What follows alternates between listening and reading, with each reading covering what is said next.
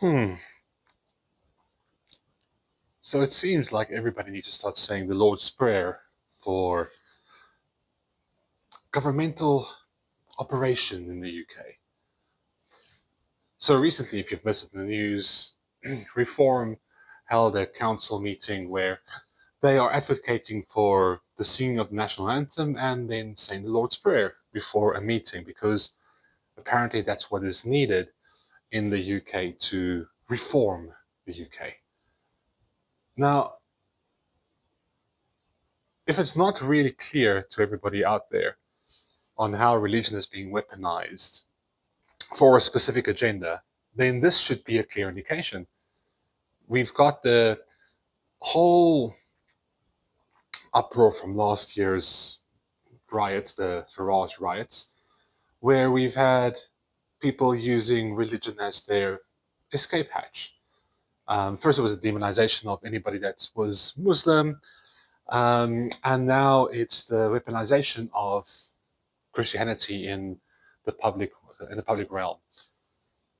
What I find hilarious about this is that the people who are advocating for this quite often are not really the people that you would see in a church surrounding or would expect to be somebody that you want to be surrounded with. Because as these last local elections that took place have shown the amount of local councillors who already had to be suspended for stuff they've said, or that resigned because they didn't realize how much time it's going to be, or the MP that thought he was going to be, not the MP, but the councillor thought he was going to be sitting in Westminster and got upset about that. So not the best and, yeah, best and brightest going to stand on the voting block there for reform.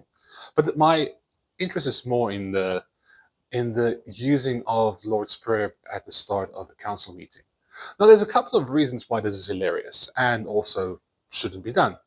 One is it takes away council time. So this is a way of limiting the amount of time that a council meeting is there for. So say, for example, a council meeting is an hour. Just those two parts would take a valuable, after the welcoming and the, I don't know what else they would do in there, that would take up a good 15 minutes because it's the standing up, the singing, then somebody coming up and having to solemnly stand there and pray, and then there's everybody sitting down and then getting their papers ready. So it is just a time waste. Then the other option, the other point as well, is that there is a clear separation, or should be a clear separation between church and state.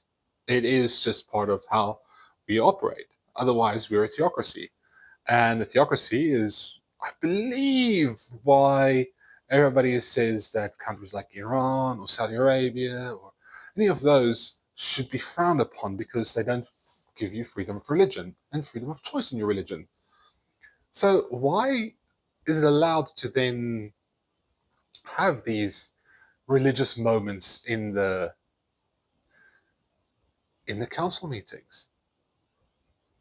And what about those people who don't practice that religion? What are you going to do for them? Because now suddenly you will have to then start making efforts for them. Or is it just that reform is going to say that you have to pray? Because it's not in the Constitution, and it's actually against all of our equity and diversity laws to force something onto somebody. And that's where this becomes more sinister. Because it's the same party that wants to take away your workers' rights, your human rights, do re-immigration, do a couple of things. And all of them are nefarious, and all of them are quite fascistic. And yet people still cannot see what they're doing. Just this morning, there was somebody who, was a comment posted on our local Facebook group again, where they were going at it about something about Keir Starmer or something. I can't even be bothered. And there was a comment asking, but you want to talk about hypocrisy here? Because he was jumping on the bandwagon about some lord that provided the gifts for Starmer and Rayner, and he was like, yeah, this is wrong.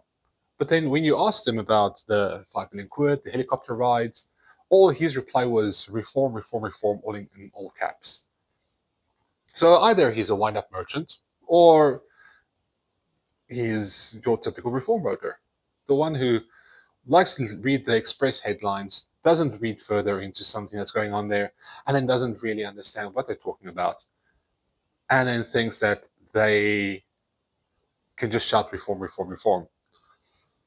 It's the same people who brought us Brexit, the same people who brought us Boris Johnson, the same people who are not even closet racists anymore and closet xenophobes and stuff like that. It's just people who are now openly pointing out that viewpoint.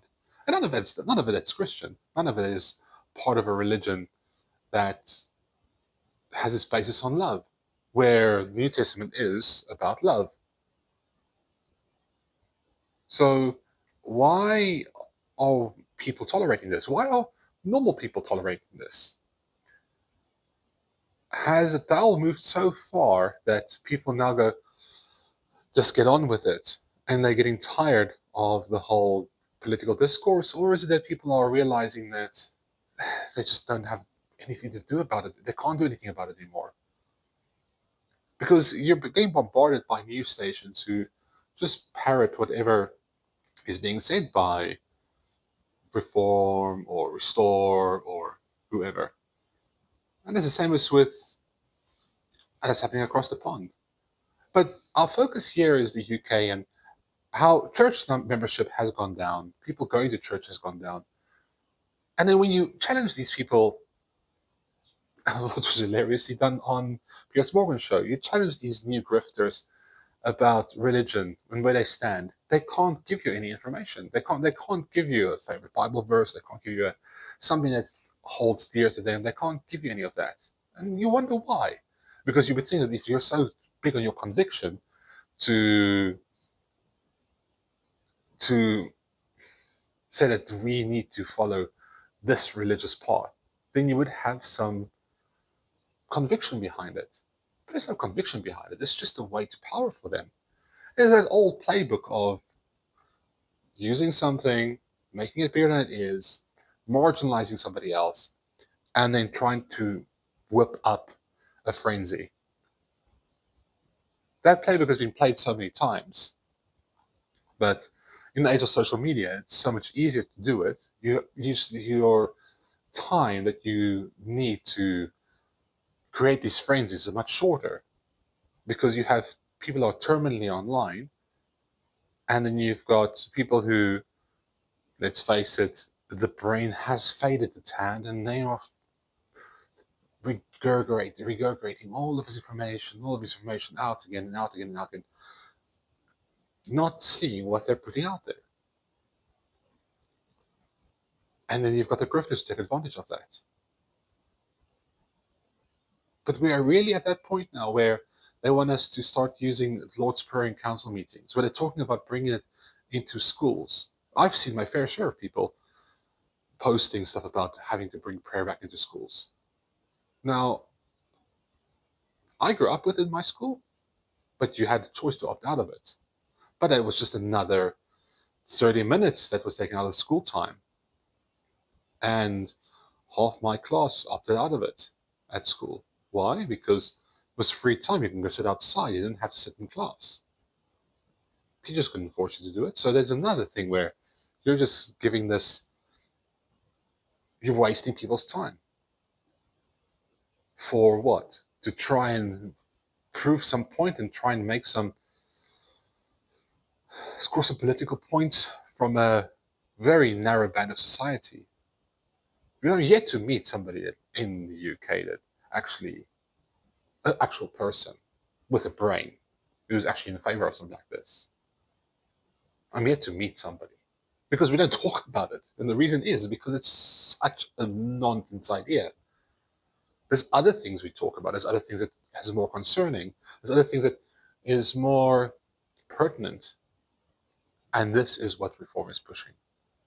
But thank you to all of those who voted for them and are bringing them into the councils and going, oh, this is a great idea. Because when all of this goes bad, we will know who to blame.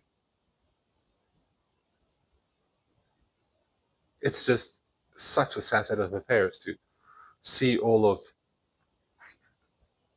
stuff that was fringe and got people shunned is now mainstream. And the reason it's mainstream is because social media has made it easier, but it's also not been moderating, and it's also not been clamping on the stuff it should be clamped down on. And what do we have now? Well, now we have a movement where they want to pray in a council meeting. Well done. Our tax is working really, really well there. If that is what our taxes are supposed to be paying for, really, honestly. But until later. Ciao, ciao.